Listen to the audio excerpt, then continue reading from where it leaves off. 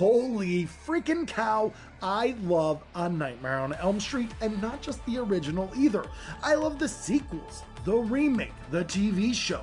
I can't get enough of Freddy Krueger. He is the man of my dreams. What happens when you've exhausted all media about him? You've seen all of his movies hundreds of times. You've even watched the special features so many times that you can quote them. Well, the only place to go from here is down. Down to Ripoff Land, where the action figures look like this and the smell of cheap plastic is in the air. A place where everything that is popular is turned into a million bootleg versions of itself. And Freddy Krueger was popular.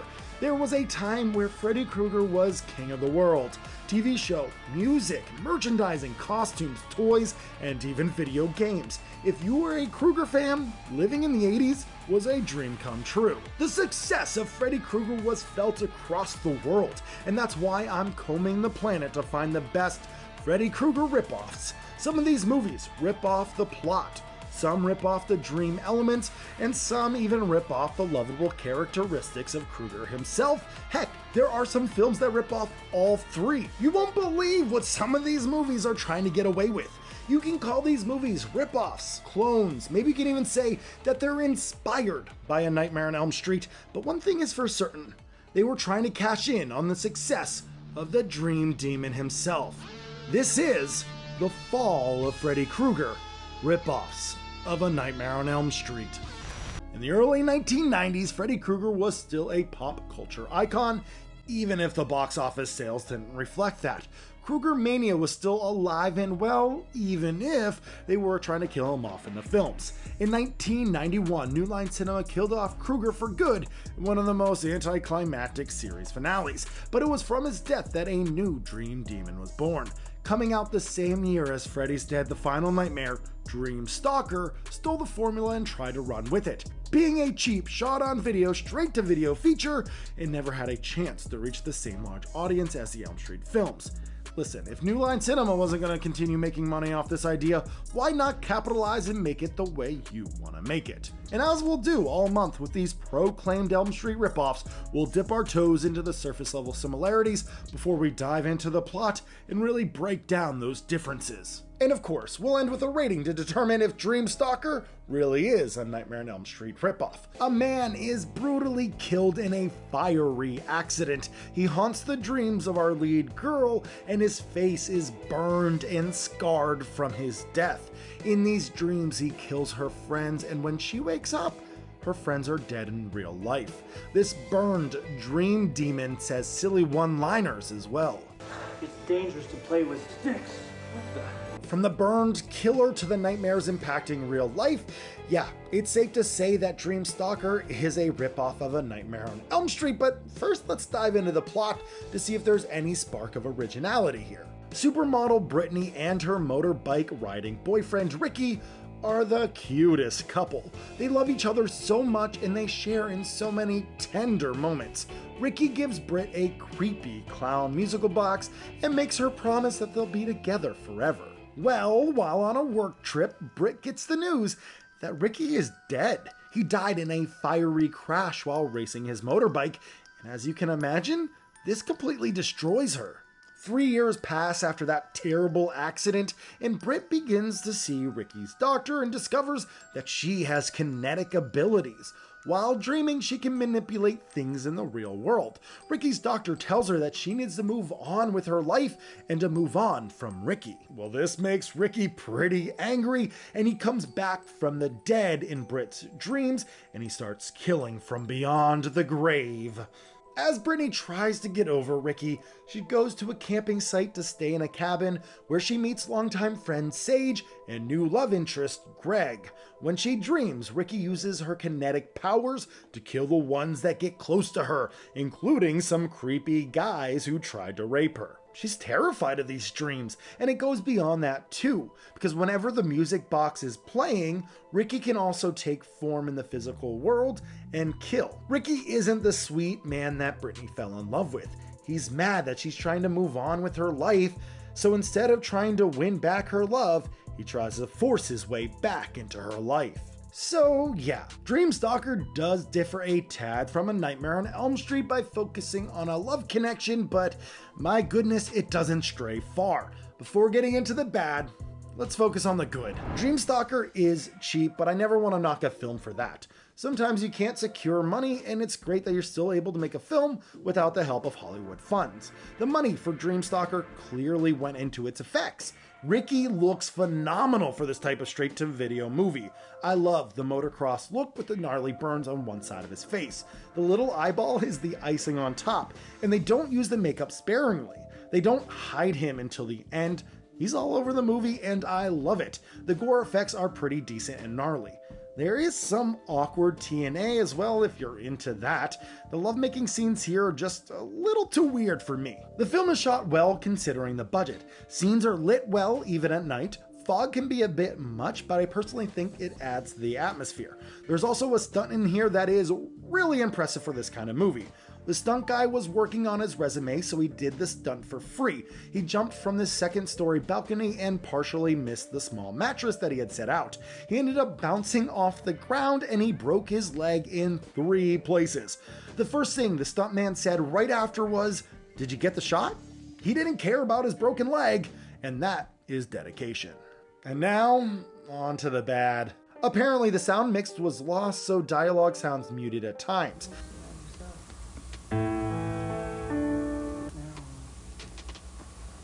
I needed to watch the film with subtitles on just to know what was happening. It really hinders the viewing experience. Acting is also fairly bad, but nothing show-stopping. It's typical for a cheap film like this to have a handful of below-average performances. This is a bit nitpicky, but the music is a bit repetitive. The creepy clown music box is always playing, and it plays during every nightmare scene.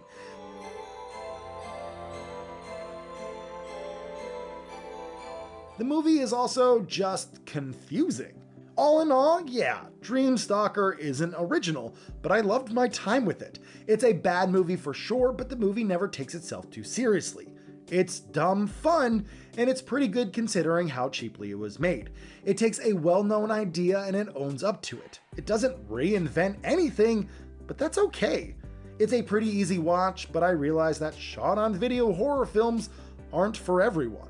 I appreciate backyard filmmaking, and to me, these kind of films are inspirational. So how much Elm Street DNA does Dreamstalker have? I'd say it's about 80% A Nightmare on Elm Street and 20% its own thing. Yeah, Dreamstalker isn't original, but at least it's a fun, entertaining flick that never takes itself too seriously. Did you know that the Texas Chainsaw Massacre 3 is a Nightmare on Elm Street ripoff? No, not the actual Texas Chainsaw Massacre 3, but instead the Italian one. Yeah, those silly Italians and their weird sequels. The rights to movies can change overseas, so sometimes you get very interesting choices for sequels.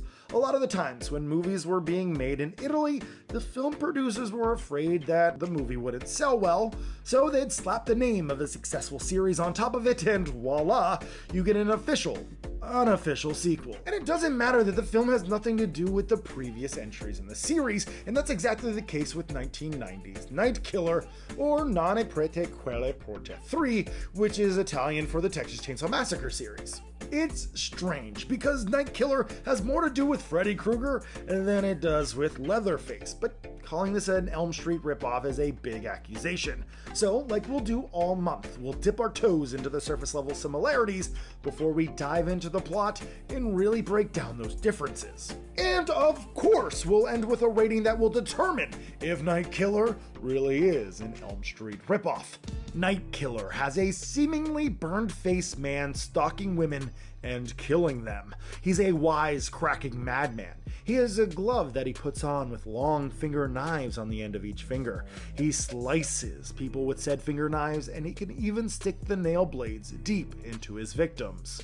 That sounds exactly like Freddy Krueger, and there's no denying that. However, Night Killer differs greatly from A Nightmare on Elm Street when you break down its plot. We open on a dance recital. One of the dancers is late and she quickly changes in the dressing room, but oh no, here comes our Night Killer. The first thing you're gonna notice is the face of the killer. Now, we all know this is a cheap horror film, and I don't mean to be rude, but I have a genuine question. Is this supposed to be the killer's actual face? Because clearly it's a mask. Now, I don't mean to nitpick, and I'm not sure what to think. Am I supposed to extend my disbelief and accept that this is just a cheap movie and the filmmakers were doing the best they could? Or does it look like a mask because it's supposed to be a mask in the canon of this movie's universe? Well, spoiler alert, it is supposed to be a mask. This masked killer goes straight for the kill with his clawed hand and... holy crap! He just stuck his hand through her! Now, I don't care how sharp those knives are, that's insane. His whole fist went through her.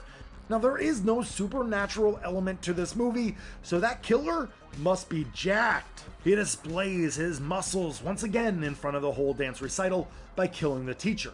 First by slicing her and then just punching a hole through her.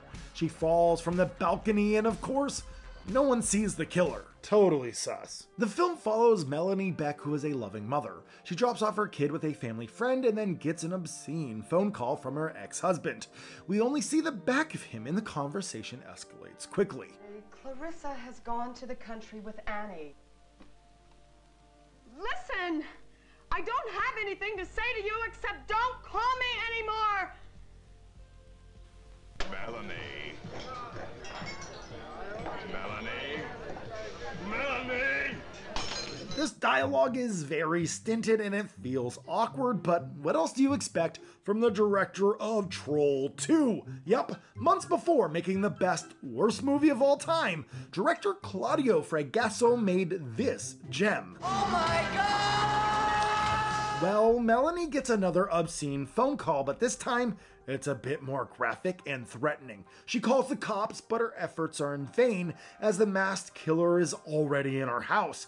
You would think that the killer would just punch a hole through her or something, but instead, she somehow escapes. The family friend from earlier comes to her rescue and saves her life, but unfortunately, he didn't get a very good view of the killer. Totally sus. Melanie did see the killer without a mask on.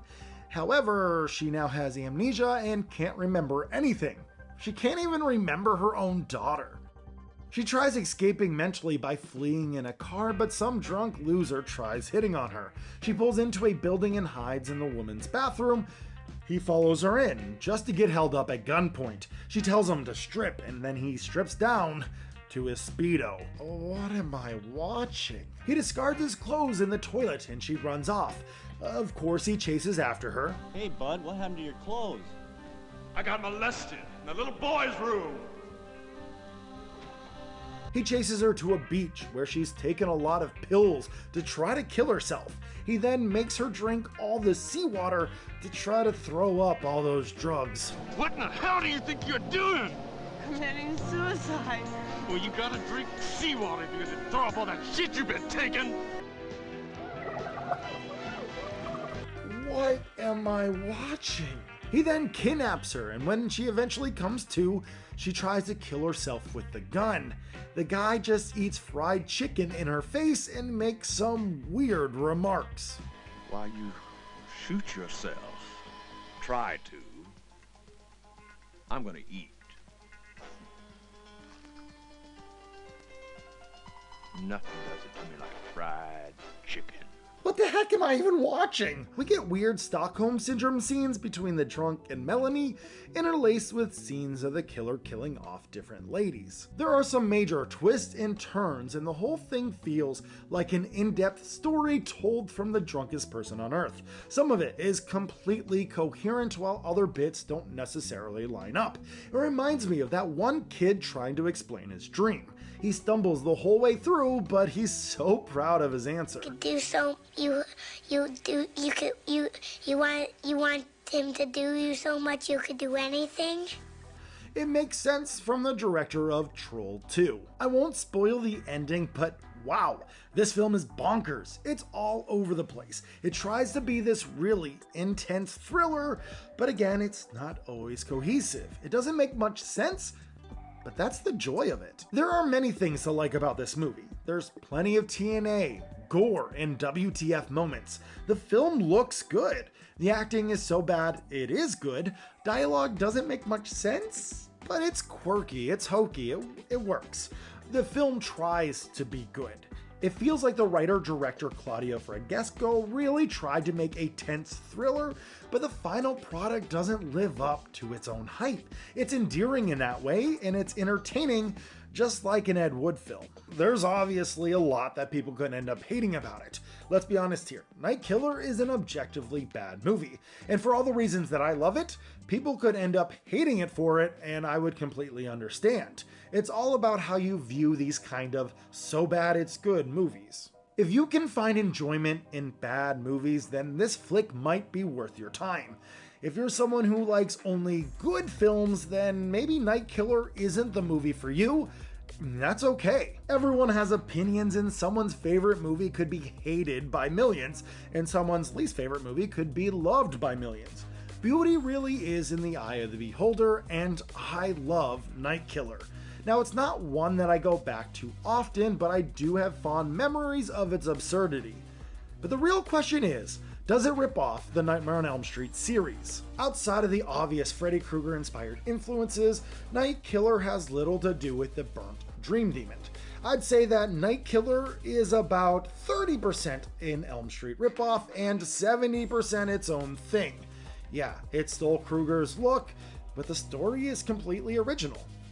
"You don't have to live on Elm Street to have nightmares," is the tagline for 1986's Dreamaniac. It's on the poster and the cover of their DVD. Now, if that doesn't scream a Nightmare on Elm Street ripoff, I don't know what does. But here on the HellBound Horror Show, we want to do our due diligence before professing such a claim. As we do most of the times when we talk about proclaimed Elm Street ripoffs, we'll dip our toes into the surface level similarities before we dive into the plot and really break down the differences. And of course, we'll end with a rating that will determine if Dreamaniac really is an Elm Street ripoff. Yeah, our month-long search to find the best Nightmare on Elm Street ripoffs have led us back to Charles Band. Now, I recently talked about Band in my Mansion of the Doomed video. Band was a pioneer in cheap, straight-to-video horror films during the 80s and 90s.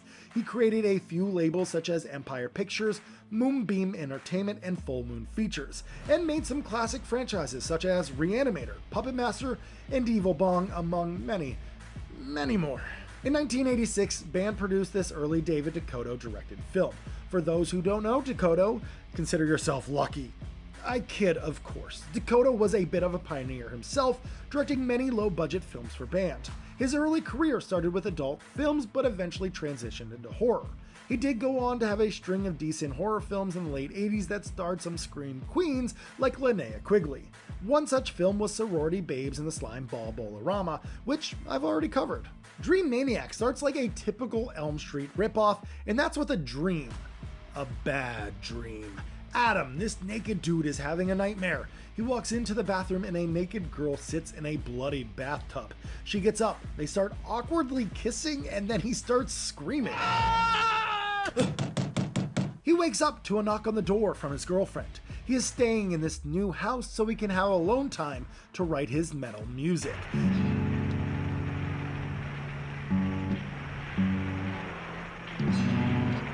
His girlfriend and her sister are going to use the house to eventually throw a sorority party. Adam continues having nightmares about this mysterious woman, but once the party starts just a few minutes into the movie, that's the end of the Nightmare on Elm Street connections. Yeah, no more bad dreams from here on out. All sorts of one-dimensional characters come to the party, and what do you know? The bad boy picked up a hitchhiker who just so happens to be the evil woman from Adam's dreams. Turns out she's a succubus who Adam conjured through his metal lyrics. She begins to kill all the guests in sexual ways, and eventually, Adam joins along in the killings. His girlfriend and her sister try to survive the night. There's also a small twist ending at the end of the film that's just as dumb as the plot, so if you're gonna watch this movie, look forward to that. Dreamaniac has plenty of TNA and gore effects. It's a cheap movie, but at least it knows it's cheap. The lighting on the official DVD transfer looks like trash, and it's hard to see what's actually happening on screen. Some of the performances are fine for really cheap movie standards, but the script is so by the books. I don't know what to say, it's an early David Dakota film. He got better eventually, but Dreamaniac isn't great. It's an okay background movie, but it won't have anyone sitting at the edge of their seats. I don't recommend Dreamaniac unless you are a diehard Dakota fan or a diehard Charles Band fan, and even then, you may struggle to like this movie. So, how much Elm Street DNA does Dreamaniac have? I'd say it's about 10% Elm Street, 20% its own thing, and 70% garbage. It's safe to say that without A Nightmare on Elm Street, there wouldn't be 1988's 976 Evil, at least in the form that we know it as today. If Freddy Krueger wasn't successful, then Freddy Krueger actor Robert Englund would have never gotten the chance to direct this movie. But is 976 Evil a ripoff of A Nightmare on Elm Street? Some media sites like Screen Rant claim that, yeah, it is a ripoff. So I'm here to settle the debate. And as we do most of the time when we talk about proclaimed Elm Street ripoffs, we'll dip our toes into the surface level similarities before we dive into the plot and really break down the differences. And of course, we'll end with a rating to determine if 976 Evil is truly a Nightmare on Elm Street ripoff or not. On paper, what do these two films have in common? Well, they both have gory teenage carnage from special effects supervisor Kevin Yeager. Yeager worked on A Nightmare on Elm Street Part 2, 3, and 4. Both have a villain that has long, sharp killing machines at the end of their fingers, and said villain uses funny one-liners when taking care of his victims. Would it be possible to enter the game with a pair of hearts? Jesus Christ! Both have surreal dreamlike elements. Get away from me! Leslie Dean plays a character in 976 Evil and also plays a character in the TV show Freddy's Nightmares, as well as playing Tracy in Freddy's Dead, The Final Nightmare. And both films have Robert Englund, and you even get some small Krueger-like laughs in 976 Evil. But that's it, and I had to stretch the truth on a lot of that just to make it work. And before we dive into the plots and see the differences, let's talk about 976 numbers, or other 900 numbers, depending on your area. It's crazy to think that there's going to be quite a few people out there who don't know what these are. 976 and other 900 numbers were all the rage in the 80s and 90s. They were basically premium numbers that were advertised through papers, on TVs, and magazines. You could call the different 976 numbers to talk to different celebrities like Santa Claus, maybe phone sex workers, get your horoscope, or even talk to Freddy Krueger himself. So dial this number now if you dare. Talk to me live. Freddy Krueger is waiting just for you. $2 for the first minute, 35 cents each additional minute. They usually charge a high rate per minute, and I'm sure those phone bills caused a lot of arguments at home. So already, this movie is a product of its time, and the general idea is outdated. It's like if there was a movie about MySpace. Eventually, the population's gonna be too young to understand what us old people are talking about. 976 Evil is a story about Spike, who is a bit of a rebel who lives in the guest house of his religious aunt and his dweeby cousin Hoax. Now, Spike is in a bit of debt after losing some money in a poker game, so he calls a 976 number he found. It's a horoscope. The recording basically tells him to steal from his aunt, so he does. We don't want the audience to hate Spike, so technically the money already belongs to him from his dead mother, but he has to wait until he's 21 until he can claim it. While the aunt confronts Spike about stealing, fish begin to rain from the sky.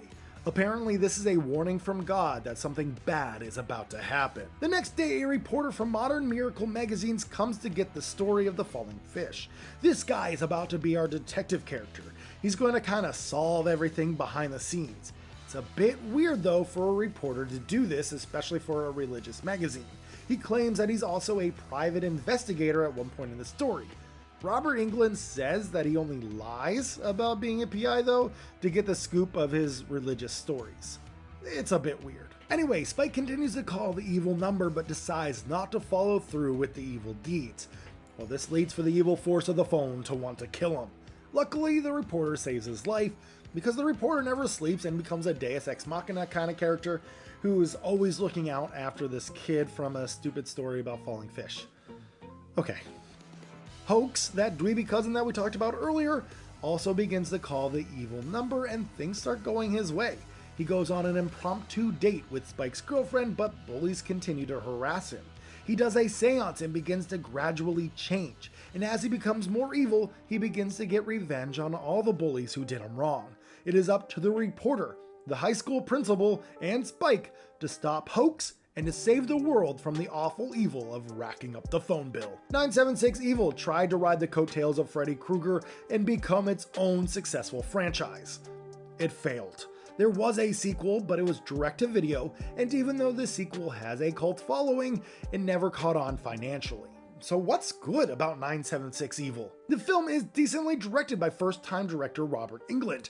Acting is pretty good for a cheap horror film. The cinematography is solid, lighting is good, set design is amazing, and was actually done by Robert Englund's wife. They met on set while making this movie, and there was a lot of R and N littered throughout the walls and the graffiti segments. R and N standing for Robert Englund and Nancy Englund, his wife. The best part by far is the special effects makeup. The metamorphosis of the Hoax character is phenomenal. It's such a slow and organic transformation. Robert Englund wanted it to be asymmetrical, so one of Hoax's arm transforms first, giving a bit of weight to that side of the body. The gore is also great, although the film is a bit slow to get to that awesome red stuff. So what's wrong with 976 Evil? Why didn't it catch on and become a monster hit? I honestly think the script and the final edit are the biggest weaknesses. Making a movie about a quick fad or gimmick shortens the lifespan of the film. Some characters aren't fully fleshed out, and the worst thing about the movie is that there's no real main character. Yeah, you could say Spike is a lead, but due to cuts, there was a point in time where he's not even in the film for a 30+ minute span. The detective is only in and out, and his motives aren't super clear. Hoax could be the main character, at least that's how it feels after the halfway point, but he's barely in the beginning. It's all a bit messy. I enjoyed my time with 976 Evil, but the film is far from even. There are magical moments, but the overall experience is muddied in inconsistencies. It's a solid effort for a first-time director, and many of my complaints go far beyond Robert Englund's involvement. Important character developing moments were cut for the sake of runtime. That's not on Robert, that's on the studio. I recommend 976 Evil, but it's not going to be for everyone. It feels like a more modern version of Evil Speak, so if you like that 1981 classic with Clint Howard, then you'll love 976 Evil. Now, how much Nightmare on Elm Street DNA does 967 Evil have?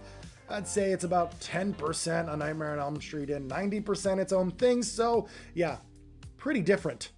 In 1987, the world was blessed with A Nightmare on Elm Street Part 3, The Dream Warriors, which was the highest grossing Elm Street film at the time. It made almost as much as Part 1 and 2 combined.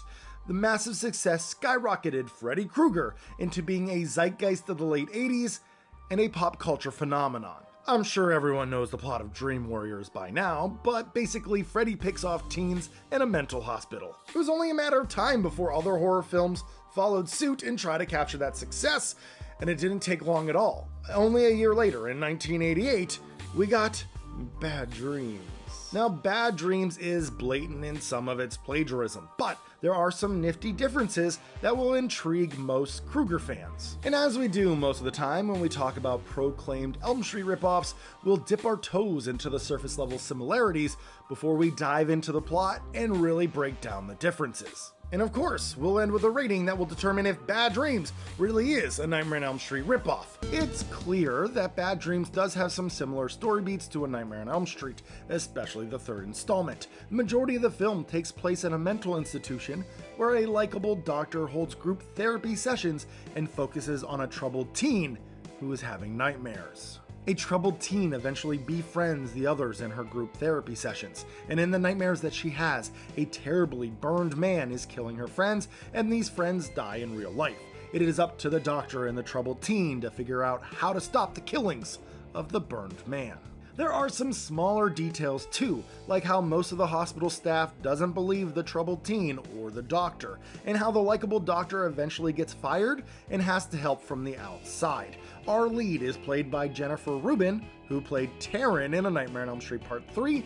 Charles Fleischer, who played the Doctor in A Nightmare on Elm Street Part 1, also plays a small part in Bad Dreams as well. So yeah, on paper, there are quite a few connections and similar plot elements, but how close is it really? You'll notice the differences right away. One of the major elements of Bad Dreams is that it deals heavily with cults. The opening takes place in the 70s with a cult leader named Harris talking about eternal bliss. He and his followers believe that when they die, they form as one and reach harmony. That's why they call their cult Unity. Well, Harris may end up being a bit mad because he pours gasoline on all the women's heads, and then he pours gasoline all over the living room and proceeds to light a match. The whole place goes up in smoke. Everyone dies except for a young girl. She only survives because she gets scared, ends up running away, but she gets caught in the explosion. She is identified as Cynthia and is in a coma for 13 years. When she wakes up, she's in the hospital. She has no family and nowhere to go. She has some memory loss and the head doctor makes her do group therapy. He thinks that this will help her learn about the 1980s and help her cope with her new changes. She's in a group with people who have issues with anger and self-deprecation. Well, Cynthia begins to have nightmares about the cult leader Harris, who needs Cynthia dead so that Unity can be complete. He is terribly burned and slowly begins to kill her friends from group therapy. Now, these killings usually happen when Cynthia is awake. There are some fun deaths here too, like a girl getting baptized by the cult leader but ends up drowning in the pool in real life. The highlight is someone getting chopped up by the hospital's main fan turbine, and their blood and guts get ventilated throughout the building. It rains down blood in the hospital and is super fun, creative, but completely over the top. I love it. Cynthia teams up with a group therapy doctor and convinces him that Harris is collecting more souls for Unity, and he won't stop until he has hers. They have to stop the mad cult leader, but things may not be what they seem. You won't get me. So when you break it down, Bad Dreams definitely differs from A Nightmare on Elm Street. Sure, there are troubled teens, but they're troubled for different reasons. Sure, there's a burned killer attacking from beyond the grave in their dreams, but Harris is nothing like Krueger. He's calm, serious, eerily peaceful, and just creepy. It's a good contrast to Krueger's over-the-top, goofy, maniacal personality. And even though Jennifer Rubin's Cynthia does have some strong moments, her character never really fights back like a final girl would in an Elm Street movie. Elm Street girls kick butt. Cynthia is more of a victim in this role. The tone of the film is also very different. It's a tad bit more grounded compared to an Elm Street movie. Bad Dreams also has more space to breathe. Listen, I love Dream Warriors, and the script is far superior. But in execution, Dream Warriors feels rushed at times, and we never really get to breathe with the characters. Maybe that's just a hot take. In Bad Dreams, the characters aren't as compelling because of a poorer script, but I do think there is a better understanding of the characters on screen as each has some time to breathe and grow. They feel more grounded to me. So, what's good about Bad Dreams? The film looks great. It takes its time, but it's never slow. It's a methodical thriller that wants to crawl under your skin. The gore is pretty great too. There are some awesome moments, but overall it left me wanting more of that red stuff. Kills are fine and some are creative. Again, wanted to see more of the carnage from the kills, but I'm happy with what we got. The cast is great. There are some great cult horror movie actors here. Obviously, I already mentioned Jennifer Rubin, who played Taryn in Nightmare 3, but we also have Bruce Abbott from Reanimator, who plays the likable doctor. There's also Elizabeth Daily here, who was in One Dark Night, but is mostly known for her voice acting in Rugrats and Powerpuff Girls, among many, many others. No! It's not bullshit. Another thing I enjoyed was the cult aspect. It was foreboding and creepy. Cynthia was eternally bound to this cult, even from beyond the grave. She belongs with them, and seeing that struggle was really fun. The makeup for Harris was phenomenal. I wish the Nightmare on Elm Street remake would have used this makeup instead. What's there to hate about Bad Dreams? Honestly, not a ton, at least for horror fans. I feel like the film is decent, but there were a few issues that kept it from being as beloved as other films. There is a bit of an identity crisis. Is Bad Dreams a slasher or an intense cult thriller? The ending makes the film feel like neither. Bad Dreams wanted to be a franchise, but the theatrical ending doesn't leave wiggle room for there to be a sequel. There was an alternate ending that wasn't used and would have worked much better with leaving the door open for a sequel. It's very different than the ending we actually got. Cynthia confronts Harris and finds out that she is his daughter. I'm your daughter. Now you remember. My flesh, my blood, my spirit in you. My daughter, my only true child.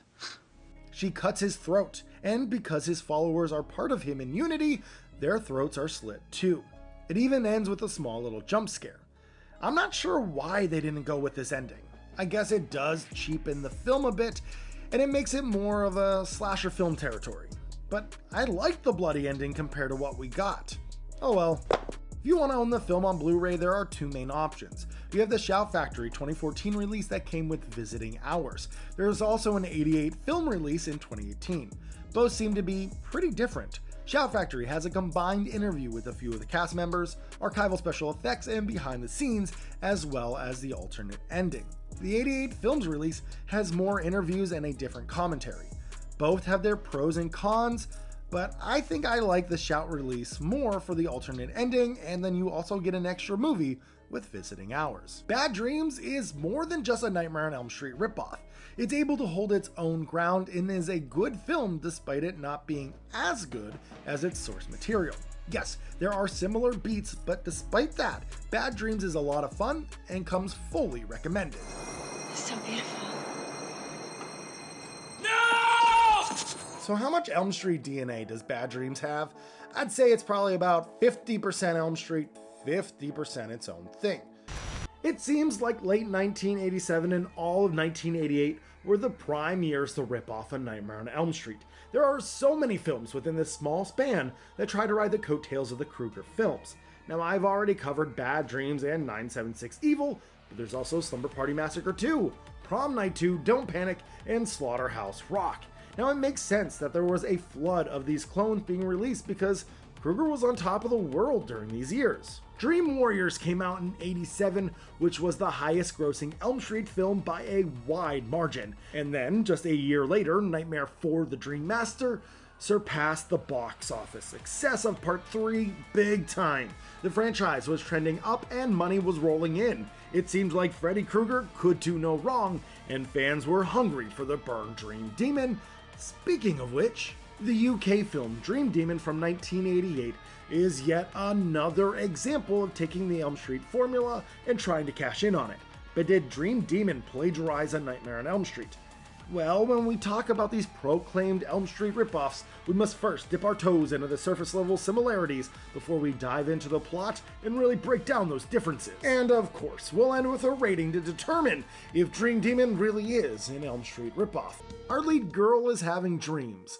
Terrible dreams. In these nightmares, people begin to die, and when she wakes up, the people she dreamt about are missing, presumably dead. Her nightmares are filled with surreal images, and there are moments in the film where she doesn't know if she's awake or dreaming. In these dreams, she sees a man who died by fire. There's also a little girl in a white dress who was hurt by the man who died by fire. Okay, yeah, I can see how Dream Demon could be considered an Elm Street clone, but clearly there is more to it that I'm not telling you. So let's break down that plot and see how Dream Demon differs. We open on our lead, Diana, as she gets on her wedding dress. After the opening credits, we cut to her and her soon-to-be husband at the church's altar about to get married. When asked to take him as her husband, instead of saying "I do," she hesitates and claims that she can't go through with it. He is freaked out and he's mad that she did this to him in front of everyone, so he slaps her. Well, she slaps back.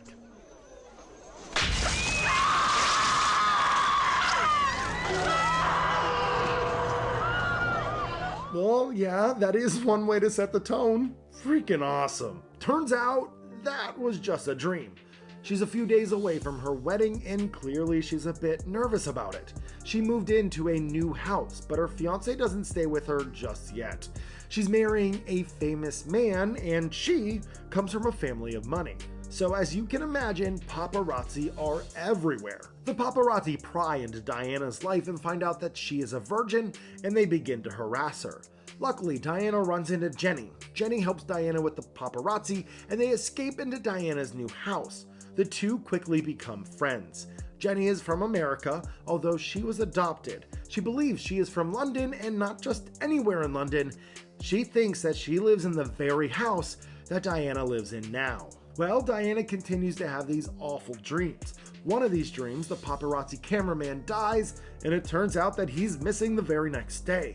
The cameraman haunts her dreams, and eventually Jenny gets trapped in the nightmare too anytime that Diana begins the dream.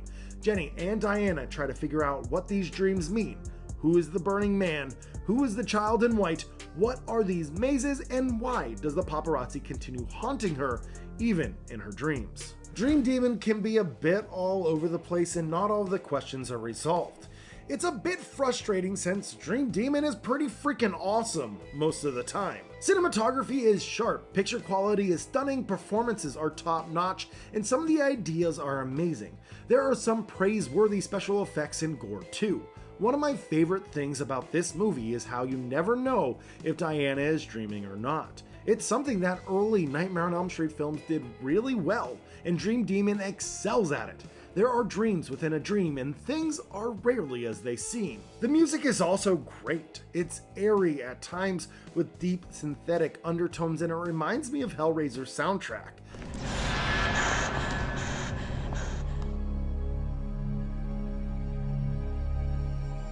Actually, a lot of this film feels like Hellraiser to me.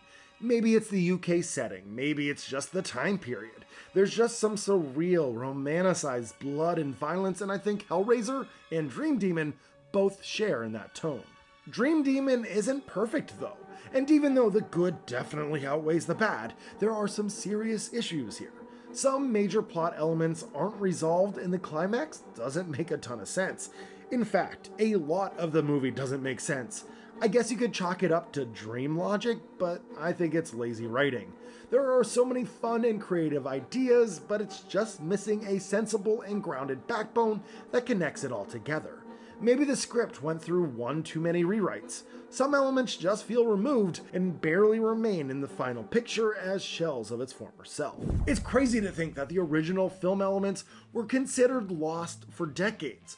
Luckily, the director discovered the negatives in the bowels of Technicolor, and Arrow Films later rescanned the film for their Blu-ray release. And thank goodness the film was found. Film preservation is no joke. Dream Demon won't be for every Krueger fan. It's more serious in tone with more surreal elements. It's not a slasher film and it doesn't fall into the typical tropes.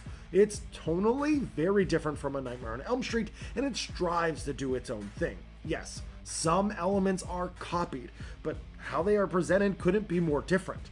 Dream Demon is still a good time though. Different isn't a bad thing, and in this case, it's a good, fresh take on a tired idea.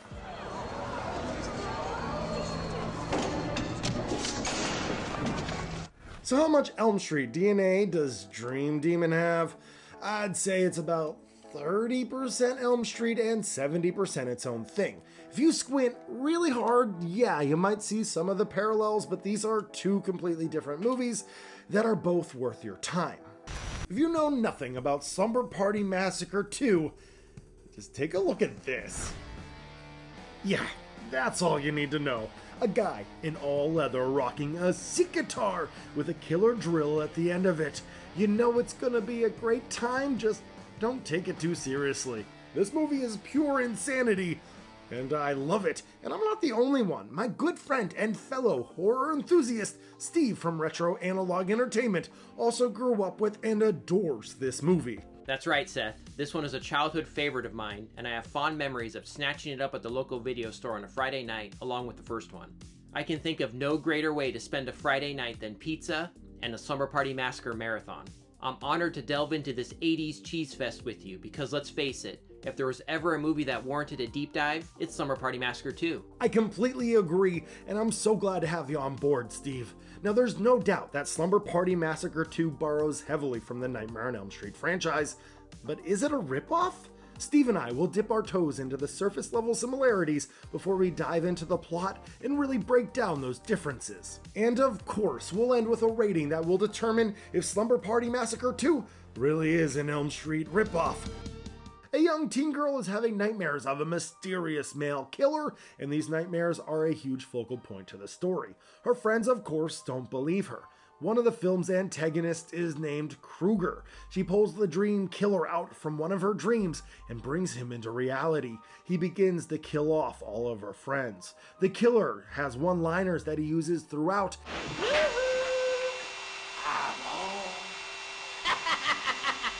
And there is a heavy emphasis on red and green colors. So yeah, on paper there are some similar beats. Absolutely. And keep in mind, the film was released about 8 months after A Nightmare on Elm Street 3, The Dream Warriors, which was a monster hit and really sent Freddy's popularity into the stratosphere. Freddy really was the king of 80s horror by this point. We'll talk about all the differences once we go over the plot, but before we do that, Steve, will you do me the honor and talk about Slumber Party Massacre 1? Sure thing, Seth. The first Slumber Party Massacre was produced by the legendary B-movie producer Roger Corman.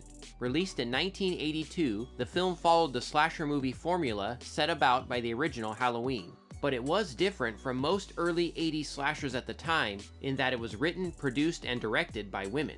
Now, not only that, but the original screenplay was also written by activist and feminist author Rita Mae Brown. Now, the script would eventually be revised by director Amy Holden Jones, but the story and many of the themes still stand. The film is about escaped mental patient Russ Thorne, who targets a group of teens having a, you guessed it, slumber party. And his weapon of choice? A giant power drill, which isn't exactly subtle. Now, the film is an exercise in exploitation, complete with scantily clad victims and gratuitous shower scenes. But mixed in with the usual early 80s slasher tropes are empowered female characters in roles that otherwise would have been dominated by men in this era, like the telephone repair worker, or the carpenter, or the strong-willed basketball coach. The male characters are very ineffective and scared here, and they tend to die in the bloodiest and most violent ways. So, our lead Valerie and her younger sister Courtney take the fight to the driller killer, and by the end of the film, they eventually defeat Russ Thorne by first hacking off his drill.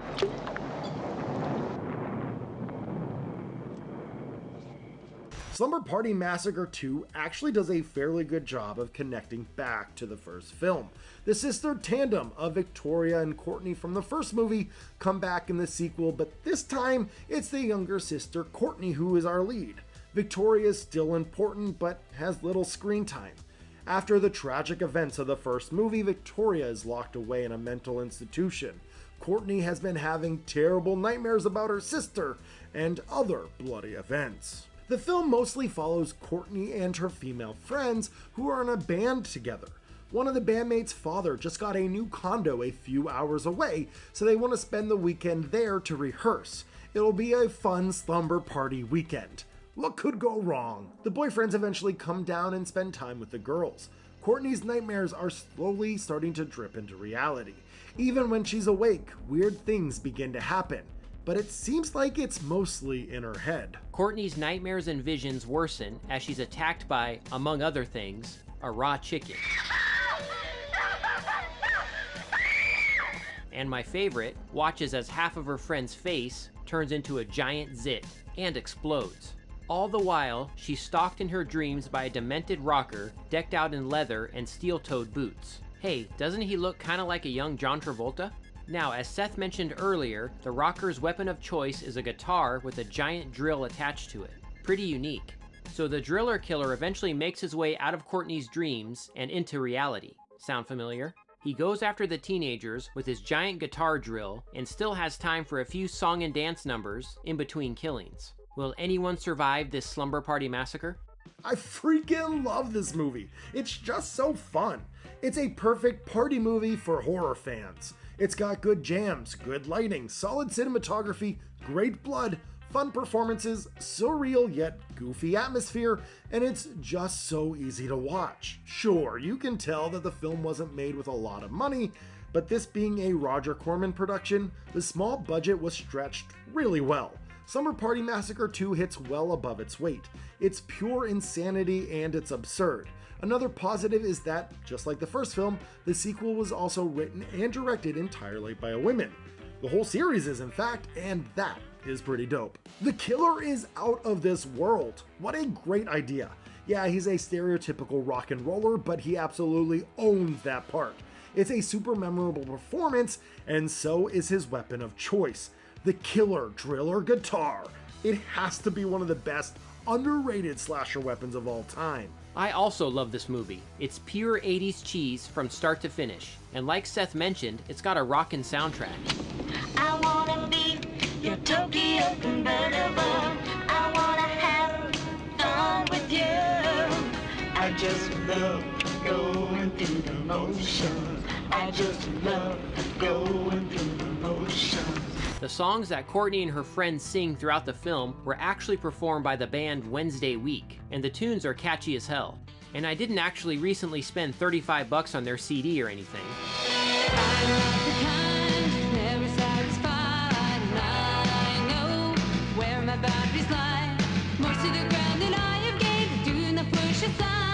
Anyway, the cheesy music and dance numbers from the Driller Killer are also a ton of fun. Is this actually the first slasher musical? The direction by Deborah Brock, who also penned the screenplay, is very stylish, and at 77 minutes long, the film moves at a lightning pace. Plus, we've got some excellent practical effects and gore. The killer and his weapon are very unique, and the actor gives a fun performance. As Seth said, the movie is fun. It's nothing to be taken too seriously. Just sit back, enjoy the 80s cheese, and have a great time. The film isn't going to appeal to everyone though. The original Slumber Party Massacre had heart and some genuinely clever satire moments that the sequel is sorely missing. While Slumber Party Massacre 2 is a bit more self-aware, it doesn't carry the mostly serious tone that the original had, and some fans could be disappointed by that shift. Also, if you're not a fan of that rock and roll music, you may be disappointed to find that a large part of the runtime is devoted to it. From music on the radio to the all-girl band playing to even the Driller Killer himself having a few musical numbers. The music could take away from the actual story, but I think it enhances the campy atmosphere. Audio, at least on the DVD transfer, is a little peaky and it sounds a bit harsh. Never.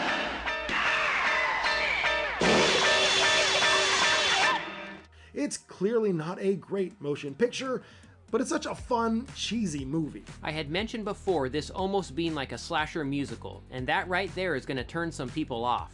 Now the music is such a big part of the film, and it does work very well here, but I can see some horror fans being disappointed by that aspect and wanting more emphasis on the classic slasher movie formula. Also, the story logic is a bit strange at times, and the ending was a tad disappointing for me. Die-hard fans of the first movie might not be happy with the direction this sequel takes, but I enjoyed it for taking risks and giving us something totally different from the first film, while still having a solid connection to it. So Steve, would you recommend this movie to others, and if so, what crowd is going to enjoy it the most? I definitely recommend Slumber Party Massacre 2. Fans of 80s horror movies are really going to get a kick out of this. And not only that, but those who just want to watch a fun movie with a fast pace, likable characters, and great music. Fun is the operative word here. This film has that in spades. Slumber Party Massacre 2 is a blast of a film that is way better than it has any right to be. It's not perfect, and it's clearly full of camp and cheese, but the film is just so memorable and rewatchable that all of its sins can be forgiven. And even though it was influenced by A Nightmare on Elm Street, the Elm Street elements feel more like an homage rather than a cheap knockoff. But how much Elm Street DNA does Slumber Party Massacre 2 have? I'd say it's about 40% Elm Street and 60% its own thing. Steve, what do you think? I agree 100%, Seth. Producer Roger Corman has always been a savvy businessman, and when Slumber Party Massacre 2 went into production, the Nightmare on Elm Street series was king of the box office. So this film definitely capitalized on the Freddy craze. But Corman was smart in that he let writer-director Deborah Brock do her own thing with it rather than a straight ripoff. She ended up giving audiences a very unique slasher film, and certainly the most unique in the Slumber Party Massacre series. As for the Elm Street DNA, 40% Freddy and 60% its own thing sounds right to me. Steve, thank you so much for joining me tonight. It was an absolute pleasure. I'm a huge fan of yours and I watch every video that you put out. You really do amazing stuff. So thank you again for joining me. Can you tell everyone at home what you do on your YouTube channel and where they can find you? Thank you so much, Seth, for inviting me onto your channel for this discussion. I'm a huge fan and it's been an honor. Now, for those interested, you can find my channel at Retro Analog Entertainment, where I review lots of horror films on Blu-ray and 4K. I would love for you guys to stop by and check things out. Link to Steve's channel is in the description below, so definitely check him out. Go sub to his channel. Go send him some love. Let's try to get him to 1,000 subscribers because he puts out amazing work and more people need to be watching him. It wasn't just America trying to cash in on the Nightmare on Elm Street craze. Krueger mania was felt across the world, and it seemed like everyone was ready for more Freddy. Different countries adapted the ideas found in the Elm Street films and made it their own. They weren't concerned with appealing to an English Western audience. They changed details to better fit their culture, but we're not talking about those films just yet. Even though tonight's proclaimed Elm Street ripoff hails from Mexico, it was made with American audiences in mind, at least partially.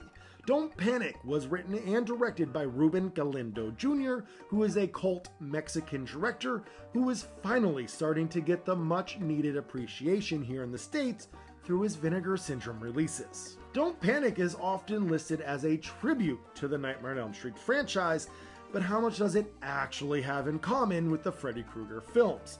It's my job all month to dip my toes into the surface level similarities before I dive into the plot and really break down the differences. And of course, I'll end with a rating to determine if Don't Panic really is an Elm Street ripoff.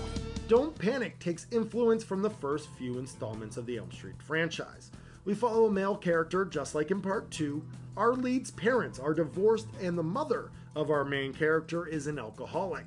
At first, she is too consumed by the booze to be helpful, but then goes overboard with her course correction and ends up hindering our hero with the wrong kind of help. Our lead has nightmares and visions of his friends being murdered, and the supernatural scarred-faced killer with an evil laugh taunts and torments our lead.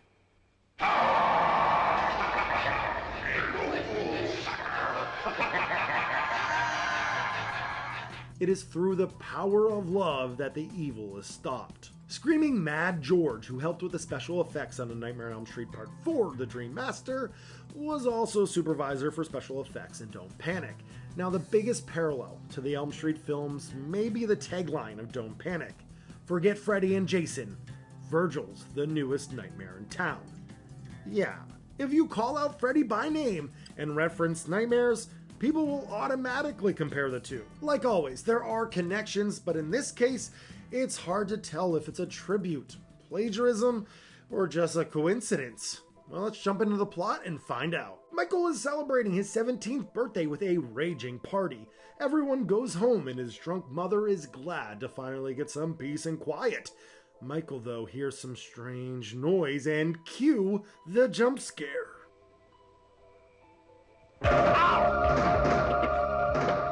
Michael's best friends and love interests stick around to give Michael his birthday present. They give him an Ouija board. Some friends.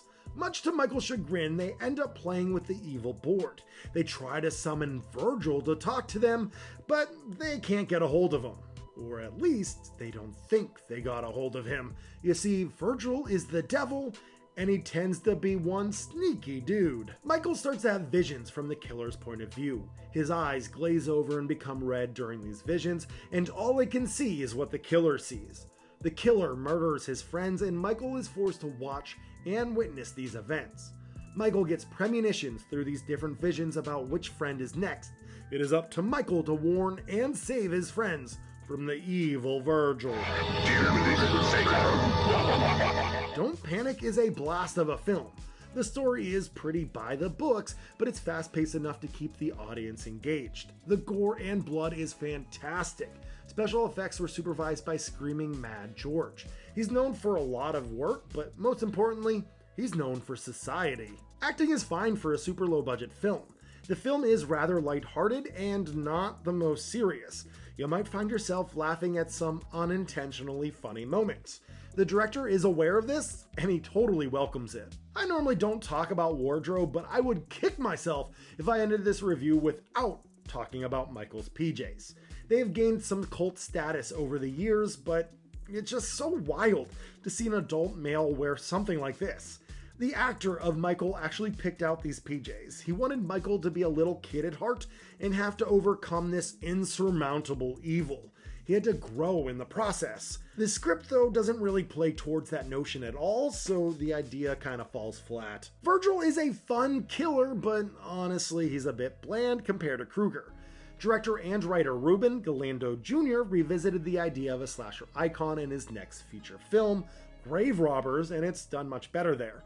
Grave Robbers is a phenomenal film and even has better examples of supernatural, surreal horror. I'll dive more into Grave Robbers another day, but just know this, it's a must-see slasher film. Don't Panic is entertaining from start to finish, even though I wouldn't say that this is a good movie. It's not bad either though. It's made well, but there's just something about it that's just a little off. It's goofy in a way. Maybe it was the attempt to make it appeal to the States that makes it feel like something was lost in translation.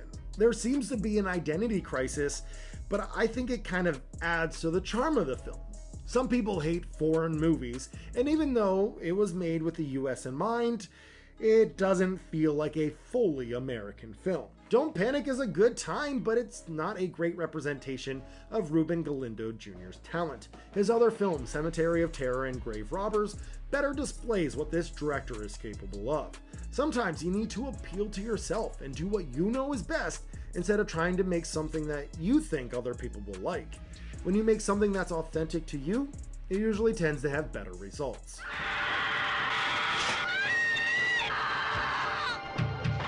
So how much Elm Street DNA does Don't Panic have?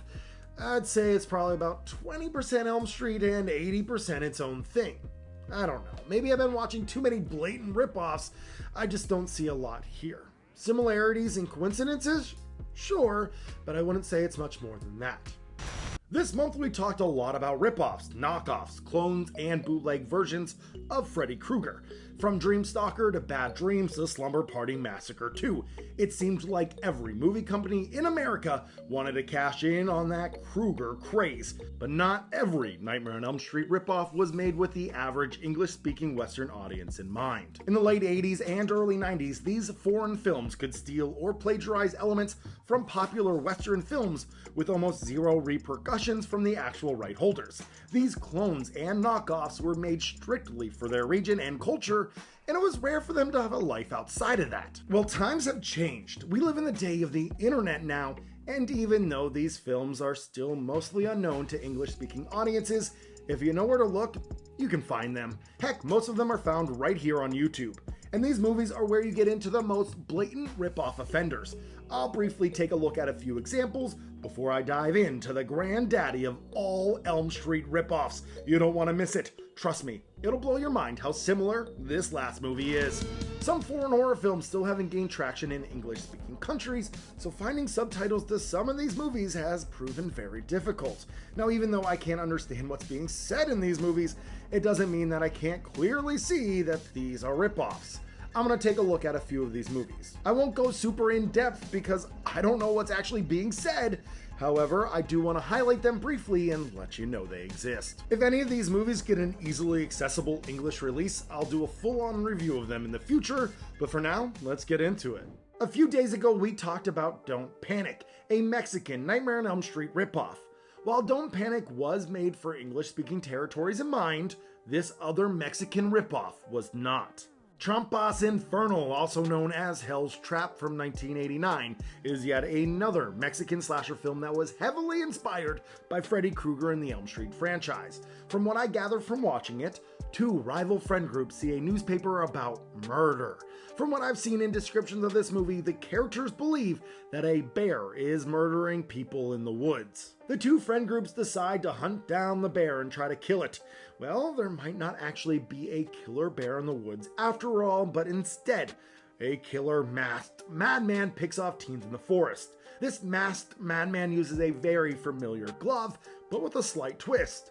Instead of just normal straight blades at the end of each finger, the killer from Hell's Trap has serrated knives. It's pretty heavy stuff, and there are some pretty good kills with it. The movie does suffer from terrible picture quality, at least in the version I found. It's hard to see in the dark, but I feel with a Blu-ray transfer, this movie would look fantastic. The film seems to lose its slasher roots a little over halfway, and things begin to escalate quickly. There's a lot of gunplay at the end of this movie, and it starts to feel a lot more like an action flick. Outside of the gloved hand, Hell's Trap has little to do with the Nightmare on Elm Street franchise, but it looks like a blast, and I hope it gets an English Blu-ray release in the future. This next example hails from Russia, and it's not actually a movie. Instead, it's a TV short. Now, information on all of this is hard to come by in English, but from what I gather, this next example was just one part of a 7-part series. The series follows a little boy named Keshka and his friends as his imagination tackles many different themes. Each mini-episode focuses on a new subject matter. Well, in 1992, we got Keshka I, Freddy. Yeah, one of the episodes has the little Keshka versus Freddy Krueger. Now this is the fight every horror fan wanted to see. Jason Voorhees ain't got nothing on Keshka. The 18-minute episode starts with Keshka in school. It seems like he's being scolded by his teacher. Keshka and his friends leave the school and come across this Nightmare on Elm Street Part 4 poster. Inside of the building, they are actually playing the Dream Master on the TV screen. All the boys go inside and watch, and we actually get segments of the movie. Well, poor little Keshka falls asleep. When he wakes up, he's all alone, and the doors are locked. He has to travel down the stairs to the basement. The movie theater screen spooks him, and he has to run down to the second basement. 2 basements? Sounds like he's having a dream. A bad dream. He comes across a room with a Freddy painting, and oh wow, ripping through the art is Freddy Krueger himself. Freddy talks in English for the most part, and he's upset that the boy doesn't speak any English. Do you speak English? Не speak. Нас teacher по English. Decret ушла. Decret? I don't understand you. Now, I'm not sure if this is all in reference to his studies or whatnot, but whatever. We got a good old-fashioned chase scene. Obviously, Freddy looks pretty rough here, but I love it regardless. This Freddy Krueger likes to feel each blade between his fingers, and it's a very unique tick that gives this Freddy a lot of personality.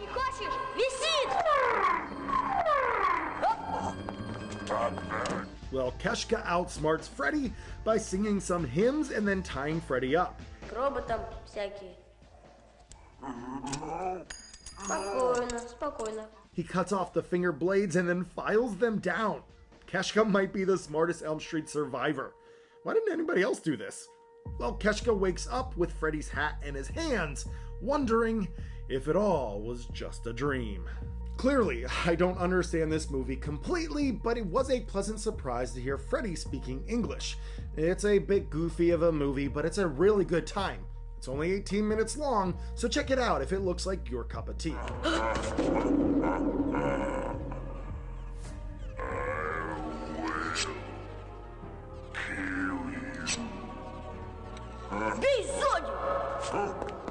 Our last 2 films come from India. These Bollywood movies are some of our biggest offenders when it comes to plagiarism. First up is the non-translated 1989 Kuni Murda. Kuni Murda starts with a shady guy spying on this girl. He loves this girl. While watching her through her window, he kills some unexpected teens in their car.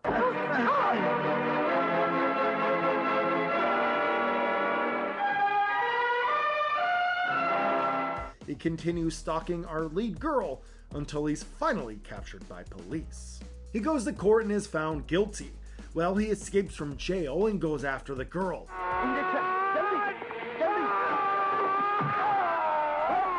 He loves her, but clearly she doesn't feel the same. All of her friends capture the murderer with rope, and then they burn and kill him. Well, the guy comes back from the grave as a burned demon. Instead of a killer glove, he grows blades out of his fingertips and kills all of her friends one by one. And these kills are ripped straight from the Nightmare on Elm Street franchise. We got the girl who is dreaming but is lifted in the air just like Tina from part 1. There's a phone call, and instead of Freddy Krueger's tongue coming out of one end of it, we have a snake.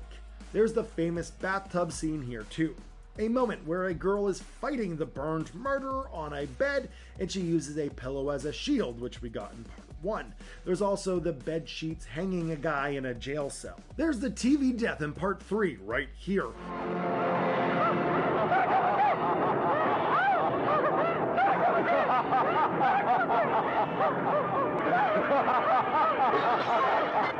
And that's not the only part 3 reference either. A girl who is secretly the killer gets tongue-tied with a guy on a bed and then shoots tongues out, tying the dude to the bedpost. We also had the famous puppeteer scene here as well. The killer cuts the veins out of this poor dude and uses them as puppet strings to lead him to his doom. When the killer finally dies by some sort of shaman prayer, we get the same death of Freddy from part 3. It's super fun to see all the similar deaths, but on a cheaper budget. They had to get really creative with limited funds, but I think it's a nice little film. I'd love to see an English release of this with a cleaned up scan of the movie. Yeah, it's a total ripoff, but I think it looks like a good time. Last, but certainly not least, is the infamous Maha Call from 1994. I've wanted to see this movie for years, and luckily enough for me, Massacre Video came out with the US Blu-ray of this movie. The film is now out of print, but this Blu-ray was a holy grail item for me. Finally, I get to see the biggest Nightmare on Elm Street ripoff offender in HD. While Cooney Murdaugh was sort of in your face and whimsical with its approach, Maha Call tries to be a bit more serious and brooding with its. The opening credits start with a backdrop of this giant skull with bodies tied around it. You'll notice the famous Elm Street score being used and repurposed here.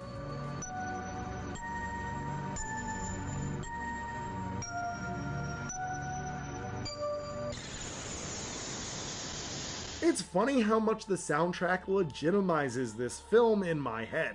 Just listening to it automatically takes me back to the world of Krueger, and I feel like I'm watching an unreleased sequel or remake of this movie. It's hard to describe my feelings. Obviously, it's a blatant ripoff. It's plagiarism. But in a weird way, it takes me back to when I first watched A Nightmare on Elm Street as a kid. It's almost like watching the original movie with a fresh set of eyes. It's like all of my real-life dreams of unmade Nightmare sequels swimming in my head coming to life on screen. We're only a minute in, and I am hooked. This opening is very reminiscent of Tina's first dream from the first film. A girl is walking through this industrial yet kind of organic dreamland. The clinging chains are a constant foreboding presence.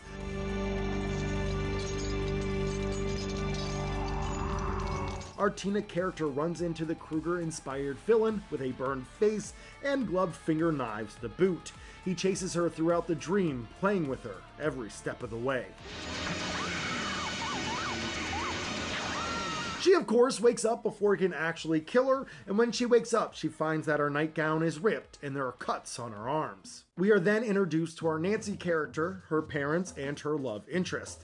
Now, I'm going to refer to our lead actress as Nancy and the other girl as Tina, as those are the names that I'm most familiar with, and it's basically the roles they play. We meet all of their friends at school, and they go to the soda shop after class. One of the workers is the comic relief character. Throughout the whole movie, he's going to play many different roles and different versions of himself. He's a bit insufferable, but there is a small charm to him, I guess. He pretends to be Michael Jackson in the soda shop and even dances the Thriller. They really try to get away with everything. They want to show how much Nancy loves her boyfriend, so they sing about it. And here comes the first song and dance number.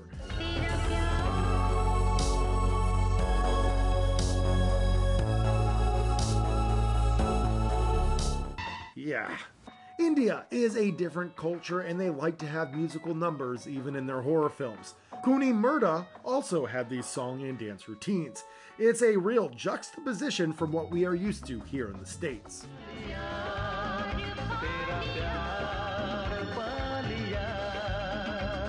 What's with all these Elm Street knockoffs becoming musicals? Well, Tina talks to Nancy about her dreams. That night, Nancy has a nightmare too.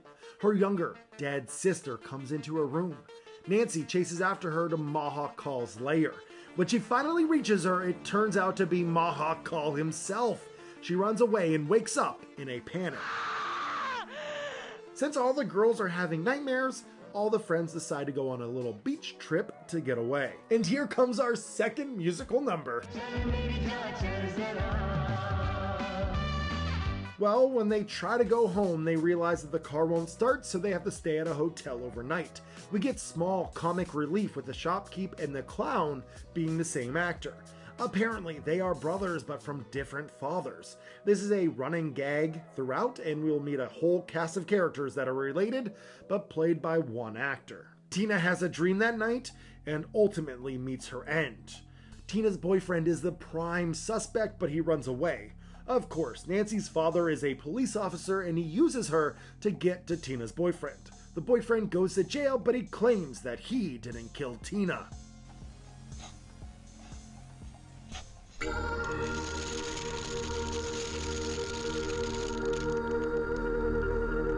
In class, Nancy dreams of Tina in a body bag and follows her to Mahakal's lair.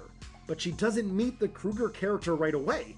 In a pleasant advert of expectations, Nancy finds the body bag empty.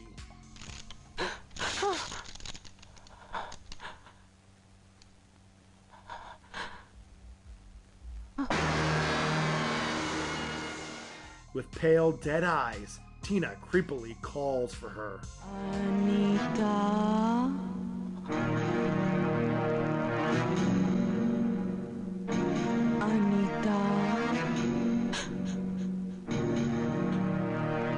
Mahakal shows up and he hunts down Nancy. Now, in A Nightmare on Elm Street, Nancy wakes up by burning her arm on a steaming hot pipe. Well, Mahakal doesn't want to plagiarize verbatim. They want to change a word or two, so our Nancy character wakes up by burning her arm on a freezing cold pipe.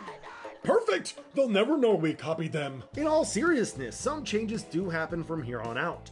The boyfriend in jail is actually killed by snakes instead of Krueger hanging him. The father has the glove of the killer in his drawer. Then there's a brief intermission. Yeah, I guess Indian films have intermissions. Who knew? The reason that the father has a glove is because Mahakal killed his daughter. He was unable to save her, and this is an idea that Wes Craven had originally. He wanted Krueger to have killed Nancy's older sibling when Krueger was alive, but then he realized that the reveal wouldn't make much sense since Nancy would remember if she had a sibling or not. What gave you the right to take the law into your own hands? Because he took it into his hands to kill our kids. Glenn, Rod, Tina. They all had a brother or sister once. You too, Nancy. Anyways, the father ended up trying to kill Mahakal after he couldn't save his daughter. He locked him in a coffin and buried him.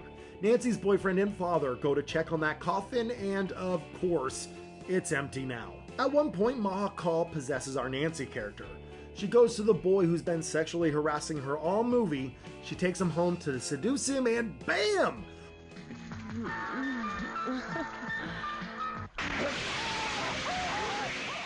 We get the waterbed scene from A Nightmare on Elm Street Part 4, The Dream Master, all of a sudden. Now, I'm not complaining. I love that scene, but it just feels a little weird that that's the only part of the sequels that's really used. Mahakal takes Nancy and hides her, and it's up to her boyfriend and family to go to his lair to put an end to him. Wow! Mahakal borrows heavily from Elm Street. It's a complete ripoff at times, but there are some cultural differences that may have Western audiences at a loss for words. The random musical numbers and random comic relief definitely feel out of place. It's a strange watch for sure, and it's overly long, sitting at about 2 hours and 18 minutes, but I really enjoyed my time with it. Ma Call has some awesome nightmare sequences. Yes, most of them are just rehashed versions of what we know and love, but there are some different takes on them, and I'm a fan. There's just something about this movie that makes me feel nostalgic, even though I have no past experience with it. If you are a die-hard Krueger fan and you can't get enough of them, there are plenty of bootleg versions to get your fill. I've covered these knockoffs all month, but even still, I know I'm missing a ton of movies. Maybe I'll have to do this again some year. Let me know what Elm Street ripoffs I missed in the comments down below, and I'll start writing them down for a future project. If you kept up with my Nightmare on Elm Street ripoff videos this month, thank you so much. It was a really big project with so many different examples to choose from, but hopefully you found a movie you haven't heard about before. As horror fanatics, it's all about sharing the word and sharing the love of these lesser talked about gems. And that's it for the month. Happy Halloween to everyone. Thank you so much for watching.